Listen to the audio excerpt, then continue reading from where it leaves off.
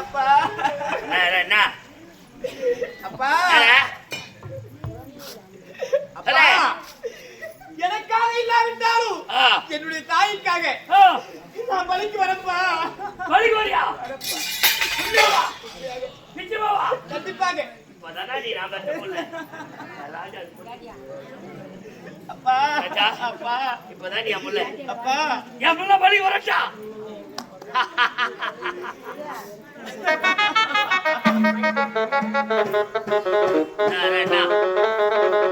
என் புள்ளி அட்ட வச்சா நான் உங்களோட புள்ளிக்கா சண்டைக்கு வந்தனாங்க.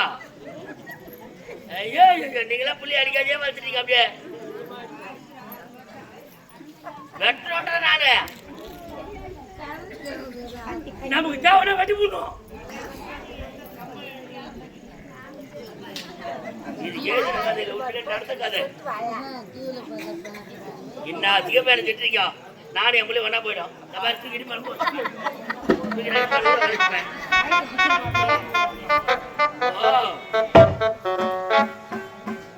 அப்ப எனக்கு பிள்ளைங்க சண்டை வரது சகஜம்தான். போட்டுக்கிற பட்டுச்சு அதை அனுசரிச்சு நடந்துக்கணும். இவ்வளவு நேரம் சண்டையாடியே இப்ப ஒத்துக்கிறேன். அவன் என் பிள்ளைதான் எடுத்து நான் ஒத்துக்கிறேன். எனக்கு தேவை பலிக்கு நீ.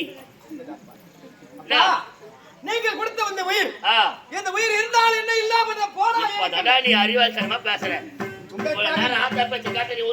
உங்களுக்காக இல்லையப்பா, என்னுடைய தாய்க்காக இந்த உயிரை உங்களுக்காக அர்ப்பணிக்கின்றேன்.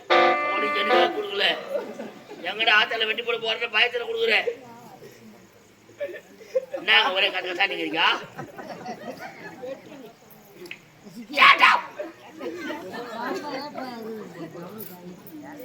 எனக்கு தேவை நீ வரப்பா பலிக்கு.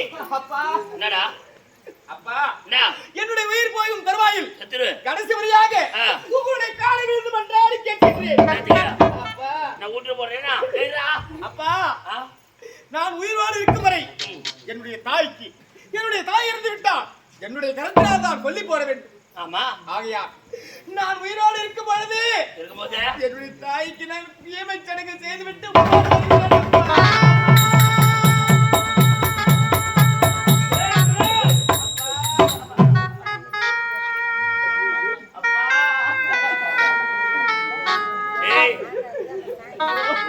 பெத்தா இந்த மாதிரி ஒரு பிள்ளை பெத்துக்கிறா.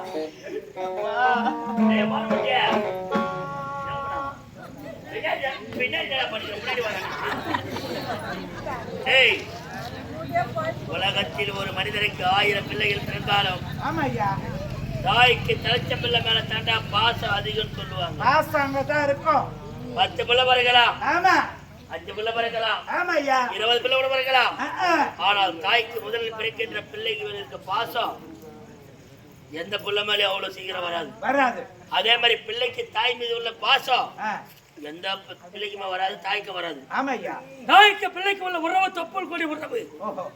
அந்த தொப்புள் கொடி உறவுக்காக அப்பா உங்களால் உருவாகி தாயின் வயிற்றில் நான் கருவாகி உடலை நான் உண்டு உதிரத்தை குறித்து ஒரு பிண்டமாகி இந்த வயிற்றிலே ஒரு கருவாக நின்று ஒரு உடலாக ஜனித்து இந்த பூமியில் 10ஆம் மாதம் என்னை பெற்றெடுத்த தாய் ஒருவேளை இறந்து விட்டால் நான் உயிரோடு இருந்தால் அவளுக்கு நான் கொல்லியிட்டு ஈமை சடங்கை செய்து முடிப்பேன் அப்பா. ஆனால் இன்று இந்த உயிரை நீங்கள் கேட்கிறீங்க. உங்களுக்காக இந்த உயிரை கொடுக்க நான் வருகிறேன் என்று ஒப்புக்கொண்டேன். ஒருவேளை என்னை வெட்டி பலி கொடுத்துட்டா காலையில் நீ வரம் பெற்று விடுவாய். என்னை வெல்லவோ கொல்லவோ அடிக்கவோ யாராலும் முடியாது. ஒருவேளை நாட்கள் கடந்து மாதங்கள் கடந்து ஆண்டுகள் கடந்து என் தாய் இறந்து விட்டால் என் தாய்க்கு கடைசியா செய்ய வேண்டிய ஈம சடங்கு யாருப்பா செய்வாங்க? ஆகையால் நான் பலிக்கு வருவதற்கு முன் என் தாய் உயிரோடு இருக்கிறார். ஒரு பிள்ளையாக பிறந்தால் தாய்க்கு தகப்பனுக்கு செய்ய வேண்டிய சடங்கு கிடையாது. ஆமா, செய்ய வேண்டிய கடமைதான். முதல் சொன்னபார் கருவாக தனித்து உருவாகி அந்த தொப்புள் கொடி உறவுக்கும் தகப்பனுக்கு தாய்க்கு செய்ய வேண்டிய ஈமை சடங்கு எதுக்காக தெரியுமா? இந்த ஈமை சடங்கை ஒரு மகனானவர் செய்யாவிட்டால் இறந்த தாயின் உயிராக இருந்தாலும் சரி, தந்தையின் ஆன்மாவாக இருந்தாலும் சரி, 64,000 காத தூரம் எங்க யமபுரிக்கு போகின்ற வழி ஆமா ஐயா 64,000 காத தூரம். ஒரு காது என்பது 10 மைல். 10 மைல். ஒரு மைல் என்பது 3 கிலோமீட்டர். ஆமா. அப்ப எவ்வளவு? 10 மைல்ல எத்தனை கிலோமீட்டர் ஆகுது? 10 கிலோமீட்டர்னா மொத்தம் 25 ஆகுது. எங்க நம்ம 5 30 கிலோமீட்டர் கணக்கு. அது போல 67,000 காத தூரம் கடந்து செல்லுமாம் அந்த ஆன்மா. அந்த பிள்ளையானவன் ஒரு தாயோ தந்தைக்கோ இருந்த பிறகு அந்த ஆன்மாவுக்கு கொடுக்கின்ற அந்த வாசிக்க பிண்டம் 16ஆம் நாள் கொடுக்கின்ற வாசிக்க பிண்டம் அந்த பிண்டத்தை கொடுக்கும் பொழுது அந்த ஆன்மாவானது அந்த 67,000 காத தூரம் எப்படி இருக்கு? ஜீவால ரத்தத்தாலே நிறைந்திருக்கிறது. அது எளிதாக கணக்கு வேண்டும் என்றால் கப்பல் கொடியில் பிறந்த பிள்ளை சொல்லி இட வேண்டும். தாய்க்கு தகவல் செய்ய வேண்டிய இயம சடங்கை செய்தாக வேண்டும். ஆகையால் ஏன் தாய் இப்போ உயிரோடு இருக்கிறா? நான் இப்போ உயிரோடு இருக்கும் போதே நான் கொல்லி போடுறேன். அதுக்கப்புறம் எடுத்து போய் விட்டுறான்.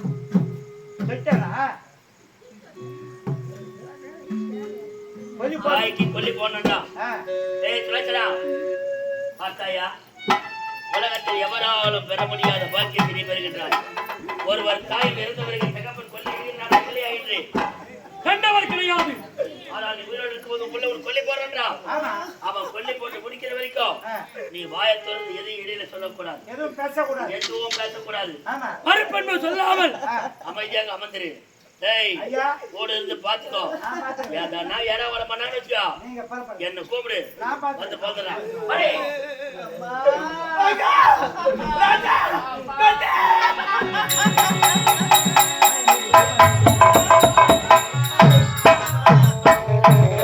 நீ உயிரோடு இருக்கும்போது நான் என்ன